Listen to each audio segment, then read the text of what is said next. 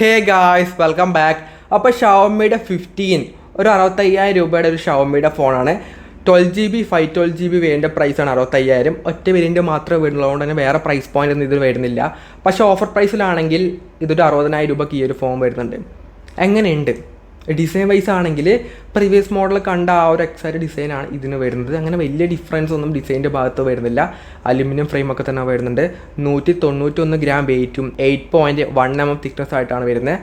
അത്യാവശ്യം വെയ്റ്റും തിക്നെസ്സും നോർമലായിട്ടുണ്ട്. അങ്ങനെ വലിയ കുറവോ ഹൈ ലെവലൊന്നും കൊടുത്തിട്ടില്ല. ഒരു നോർമൽ വെയ്റ്റും തിക്നെസ്സും വരുന്നുണ്ട്.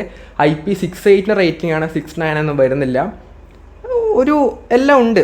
വലിയ കുഴപ്പങ്ങളൊന്നും ഡിസൈനും ബിൽഡിനെ പറ്റി പറയാനില്ല. എല്ലാം നൈസായിട്ട് തന്നെ കൊടുത്തിട്ടുണ്ട്.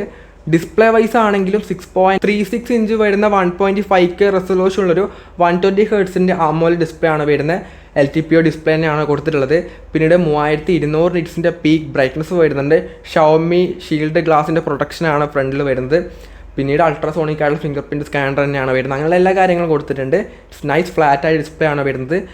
എല്ലാം കൊള്ളാം. ഡിസ്പ്ലേ വൈസ് ഈ റേഞ്ചിൽ നമ്മൾ കണ്ടുവരുന്ന ഡിസ്പ്ലേ ആണ്. പക്ഷേ 2K റെസൊല്യൂഷൻ ഉള്ള ഫോൺസൊക്കെ ഈ പ്രൈസ് പോയിന്റിൽ വരുന്നുണ്ട്.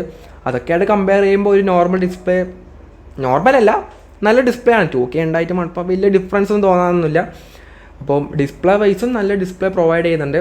പിന്നെ ക്യാമറ ആണെങ്കിൽ 50 MBയുടെ പ്രൈമറി ക്യാമറ വരുന്നുണ്ട്. സെക്കൻഡറി ആയിട്ട് 15 MBയുടെ അൾട്രാ വൈഡും തേർഡ് ആയിട്ട് 15 MBയുടെ 2.6x വരുന്ന ടെലിഫോട്ടോ ലെൻസും റിയറിൽ വരുന്നുണ്ട്. 32 MBയുടെ ആണ് സെൽഫി ക്യാമറ.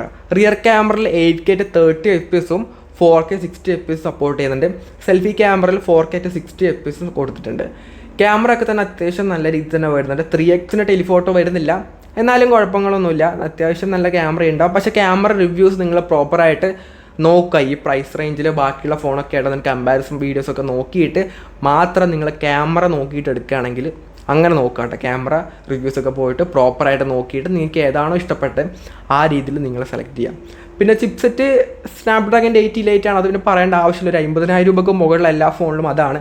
അതുകൊണ്ട് പെർഫോമൻസ് വൈസ് ഒന്നും വേറെ ഇഷ്യൂസ് ഒന്നും വരാൻ ചാൻസ് ഇല്ല. LPDDR5X റാമും UFS 4.1 സ്റ്റോറേജും വരുന്നുണ്ട്. ലേറ്റസ്റ്റ് ആയിട്ട് Android 15 ആണ്. HyperOS 2 ആയിട്ടാണ് വരുന്നത്. ഒട്ടുമിക്ക എല്ലാ AI ഫീച്ചേഴ്സും ഈ ഒരു ഫോണിൽ കൊടുത്തിട്ടുണ്ട്. അതിലൊന്നും ഒരു ഇഷ്യൂസും ഇല്ല. എല്ലാ ഫീച്ചേഴ്സും ഈ ഒരു ഫോണിൽ വരുന്നുണ്ട്. ബാറ്ററി ആണെങ്കിൽ 5240 mAh ബാറ്ററിയും 90 വാട്ടിൻ്റെ വയർഡ് ചാർജിങ് വരുന്നുണ്ട്. 50 വാട്ടിൻ്റെ വയർലെസ് ചാർജിങ് വരുന്നുണ്ട്. 10 വാട്ടിൻ്റെ റിവേഴ്സ് വയർലെസ് ചാർജിങ് അടക്കം വരുന്നുണ്ട്. സോ അങ്ങനെയുള്ള എല്ലാ ഫീച്ചേഴ്സും ബാറ്ററിയുടെ സെക്ഷനിലും വരുന്നുണ്ട്. ഓവറോൾ 65,000 രൂപയുടെ ഒരു ഫോൺ എങ്ങനെയുണ്ട് എന്ന് പറഞ്ഞു കഴിഞ്ഞാൽ അത്രക്കും ഒരു ബെസ്റ്റായിട്ടുള്ള ഫോൺ എന്നല്ല, ഒരുപാട് കാര്യങ്ങൾ ഇതിൽ മിസ്സിംഗ് ആണ്. എന്നാലും ഒരു ഡീസൻറ്റ് ലെവൽ ഫോൺ മാത്രമാണ്. നിങ്ങൾ ഈ പ്രൈസ് പോയിൻറ്റിൽ ഷവോമിയുടെ ഫോൺസൊക്കെ വാങ്ങുന്നുണ്ടെങ്കിൽ നിങ്ങൾ എന്തായാലും കമൻറ്റ് ചെയ്യുക കേട്ടോ. എത്ര പേര് വാങ്ങുമെന്ന് നോക്കാൻ വേണ്ടിയിട്ടാണ്. ബാക്കി ഇപ്പം IQ IQ 13 ഉണ്ട്. അതുപോലെ തന്നെ OnePlus 13 ഉണ്ട്. 13 അല്ലേ? OnePlus 13 അങ്ങനെ ഒരുപാട് ഫോൺസ് ഈ റേഞ്ചിൽ വരുന്നുണ്ട്. പക്ഷെ അതൊക്കെ ആയിട്ട് പ്രൈസ് ഒരുപാട് കൂടുതലാണ് ഈ ഒരു ഫോണെന്ന് പറഞ്ഞാൽ.